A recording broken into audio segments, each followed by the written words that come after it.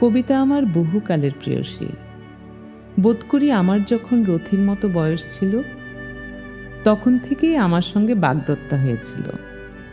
তখন থেকে আমাদের পুকুরের ধারের বটের তলা, বাড়ির ভেতরের বাগান, বাড়ির ভেতরের একতলার অনাবিষ্কৃত ঘরগুলো এবং সমস্ত বাহিরের জগৎ, দাসদাসীদের মুখের সমস্ত রূপকথা এবং ছড়াগুলো আমার মনের মধ্যে ভারী এক মায়ার জগৎ তৈরি করছিল।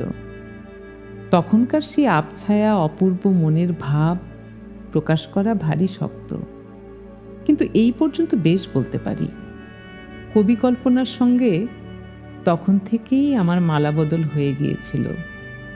কিন্তু ওই মেয়েটি পয়মন্ত নয়, তা স্বীকার করতেই হয়। আর যাই হোক, সৌভাগ্য নিয়ে আসে না। সুখ দেন না বলতে পারি নে, কিন্তু স্বস্তির সঙ্গে ওর কোনো সম্পর্ক নেই।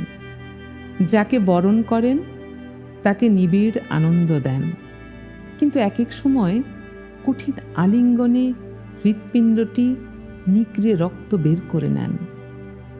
যে লোককে তিনি নির্বাচন করেন, সংসারের মাঝখানে ভিত্তি স্থাপন করে গৃহস্থ হয়ে স্থির হয়ে আয়েশ করে বসা, সে লক্ষ্মী ছাড়ার পক্ষে একেবারেই অসম্ভব। কিন্তু আমার আসল জীবনটি তার কাছেই বন্ধক দেয়া আছে। সাধনায় লিখি আর জমিদারিই দেখি। যেমনি কবিতা লিখতে আরম্ভ করি, অমনি আমার চিরকালের যথার্থ আপনার মধ্যে প্রবেশ করি। আমি বেশ বুঝতে পারি এই আমার স্থান। জীবনে জ্ঞাতসারে এবং অজ্ঞাতসারে অনেক মিথ্যাচারণ করা যায়, কিন্তু কবিতায় কখনো মিথ্যে কথা বলি নে। সেই আমার জীবনের সমস্ত গভীর সত্যের একমাত্র আশ্রয়স্থান।